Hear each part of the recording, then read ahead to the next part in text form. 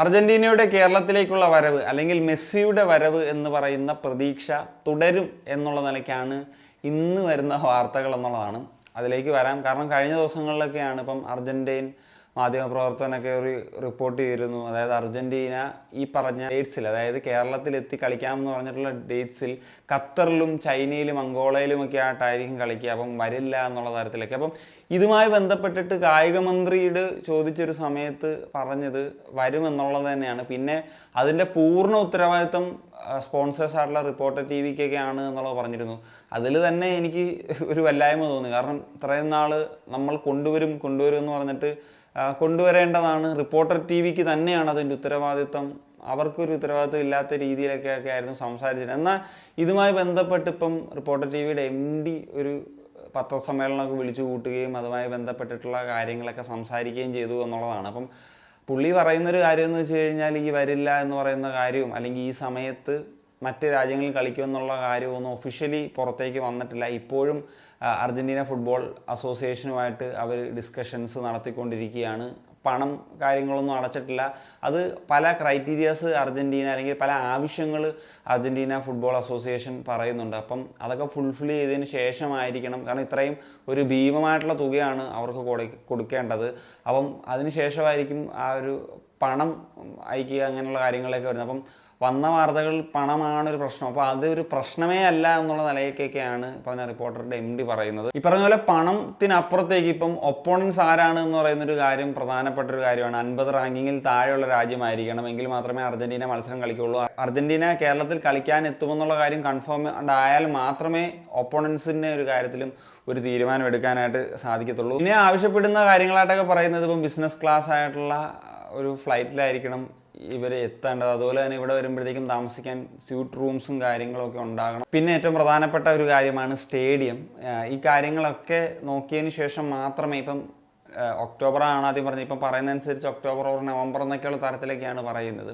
അപ്പോൾ ഇതിൽ ഏറ്റവും പ്രധാനപ്പെട്ട നമ്മൾ കൺസേൺ ആയിട്ട് ഉന്നയിക്കുന്ന ഒരു കാര്യമാണ് സ്റ്റേഡിയത്തിൻ്റെ ഒരു അവൈലബിലിറ്റി. കേരളം ഫുട്ബോളിൻ്റെ ഒരു ഹബ്ബാണെന്ന് പറയുമെങ്കിലും നമുക്കറിയാമല്ലോ ഇവിടുത്തെ സ്റ്റേഡിയങ്ങളുടെയൊക്കെ അവസ്ഥ എന്താണെന്നുള്ളത്.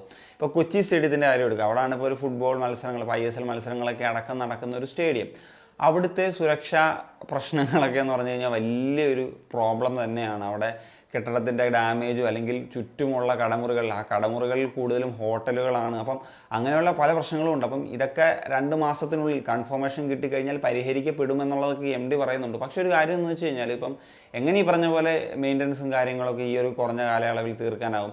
അതല്ല, ഇപ്പോൾ ഒരാഴ്ചത്തേക്കുള്ളൊരു ടൂറിൽ 2 മത്സരം കളിക്കാനോ ഒക്കെ മറ്റുമാണ് കേരളത്തിലേക്ക് അർജന്റീന വരുന്നതെന്നാണ് പറയുന്നത്. അപ്പം ഈ കാലയളവിലൊക്കെ തന്നെ ഈ അവരുടെ കടമുറികളിലുള്ള ഗ്യാസ് അല്ലെങ്കിൽ എല്ലാ കാര്യങ്ങളൊക്കെ അടക്കം ഒരു ഷിഫ്റ്റിങ്ങും പരിപാടികളൊക്കെ നടത്തിയാൽ മാത്രമേ നടക്കുള്ളൂ എന്നുള്ളതാണ്. നമുക്കറിയാം കേരള ബ്ലാസ്റ്റേഴ്സിന് AFFൻ്റെ ക്ലബ് ലൈസൻസ് കിട്ടാത്തതിൻ്റെ ഒരു റീസണായിട്ട് പോലും പറയുന്നത് ഈ പറഞ്ഞ കൊച്ചി സ്റ്റേഡിയത്തിൻ്റെ ഒരു പ്രശ്നമാണ്.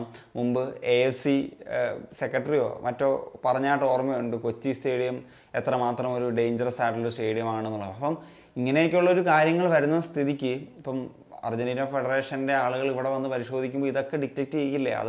എങ്ങനെ അത് പരിഹരിക്കപ്പെടുമെന്ന് പറയുന്നത് ഒരു ചോദ്യം തന്നെയാണ്. കാരണം ഇത്രയും ഒരു ഹൈപ്ഡ് ആയിട്ടുള്ള, അപ്പോൾ എത്രയും ആളുകൾ ഇരച്ച് കയറാനുള്ള സാധ്യതകളുണ്ട്. അപ്പം സ്റ്റേഡിയത്തിൻ്റെ ആ പറഞ്ഞ പോലെ ഗാലറിയിലേക്ക് ഒരു അപകട ഭീതി ഒരു പ്രശ്നം തന്നെയാണ്. അല്ലെങ്കിൽ പിന്നെ ഈ പറഞ്ഞ പോലെ ട്രിവാൻഡ്രത്തെ ഗ്രീൻഫീൽഡ് സ്റ്റേഡിയം നോക്കണം. പക്ഷേ ഗ്രീൻഫീൽഡ് സ്റ്റേഡിയം ഇപ്പം KCAയുടെ കയ്യിലാണുള്ളത്. അവർ വിട്ടുകൊടുക്കുക എന്നുള്ളതാണ്. കാരണം അവരുടെ കയ്യിൽ നിന്ന് വഴുതിപ്പോയതാണ് കൊച്ചി സ്റ്റേഡിയം എന്നുള്ള കാര്യം അറിയാലോ. അപ്പം ഇനി ഇത് വിട്ടുകൊടുത്തിട്ട് അത് അവർക്ക് പണിയാകുമോ എന്നുള്ളതാണ്. പക്ഷേ ഗവൺമെൻറ് സൈഡിൽ നിന്നൊക്കെ ചിലപ്പം പ്രഷർ വരാനുള്ള സാധ്യതയുണ്ട്. അങ്ങനെയെങ്കിൽ ആ പറഞ്ഞതുപോലെ അതൊരു ഫുട്ബോൾ ഫീൽഡാക്കി മാറ്റി അങ്ങനെ അവിടെ കളിപ്പിക്കാനും കാര്യങ്ങളൊക്കെ പറ്റും.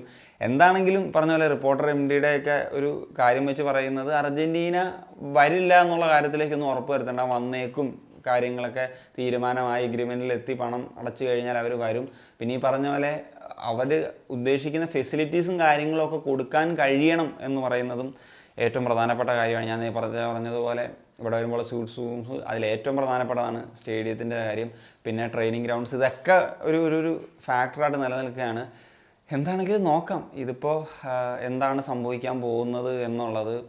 സ്റ്റിൽ എനിക്ക് എൻ്റെ ഒരു ഫീൽ ഇത് വളരെ ഒരു കഠിനമായിരിക്കും. ഇങ്ങനൊരു അർജന്റീന മെസ്സിയൊക്കെ കേരളത്തിലേക്ക് എത്തിക്കുക എന്ന് പറയുന്നൊരു സാഹചര്യം എന്നുള്ളതാണ് തോന്നുന്നത്. അപ്പോൾ എന്താണ് നിങ്ങൾക്ക് തോന്നുന്നത് എന്നുള്ളത് തീർച്ചയായിട്ടും കമ്പോസ് ചെയ്യുക. ഒരു കാണിക്കുന്ന വിഷയം സനിയ.